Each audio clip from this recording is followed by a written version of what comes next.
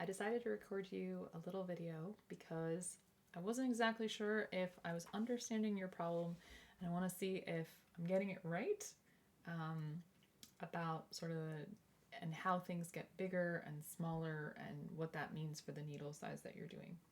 So if this turns out not to work at all, we will just talk about it in person, but I wanted to make sure that got a little bit of an explanation in. Okay. So here's what I understand you to be saying. Okay. So in class, you said that you got 16 stitches in a 4-inch space. That's what I'm understanding. And then you said, oh, but when I block it, I got 17 inches in a 4-inch space. So I've drawn 16 stitches here, divided them up evenly, and then I did 17 here.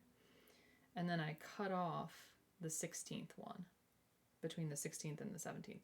So you see that this actually, 16 stitches is now smaller. It is a bigger number of stitches per 4 inches, but it becomes a smaller size garment overall. So in order to fix that problem, what you would do is you would go up a needle size so that these stitches were a little bit further apart. That's usually what would happen.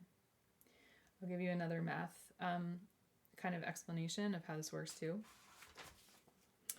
So let's say that we had a garment that was 160 stitches around, and that our gauge was 16 stitches for every 4 inches. If I took 160 and divided by 16, this number, I would have that happen 10 times, 10 groups of 4 inches, so that would be 40 inches total around. But if for some reason I did the same garment and I had 17 stitches for 4 inches, when I divide 160 by 17, I get about 9.5. That's 9.5 groups of 4 inches. And so that comes out to be a garment of about 38 inches total around. So that can be a big difference when it adds up over time. So here's what I'd suggest. Since your garment is getting to be it sounds like a larger number of stitches when you block it, you want to make sure that this has a little bit fewer stitches in it, so that when it spreads out, it has 16, or when it tightens up, it has 16, excuse me. So that's why I suggest going up a needle size so each stitch is a little bit bigger, so that when it compresses when you block, that it compresses to the right smaller size. Now, given the fact that this sweater is supposed to be slightly looser, there's a couple of options that you can do. You can either go up a size and go to like the large instead of the medium if you're worried about it, or just try that different needle size. Or you could just say, hey, I got the gauge before I washed it. I'm not going to worry about it too much. I think it's all going to work out.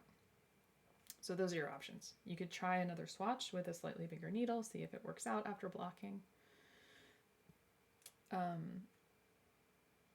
Or you could, just say YOLO, I'm going to do it. Or you could go up a size in the garment. So it's up to you. I hope that we're on the same page about what is happening here. If not, I would just say, bring all your needles and stuff to class.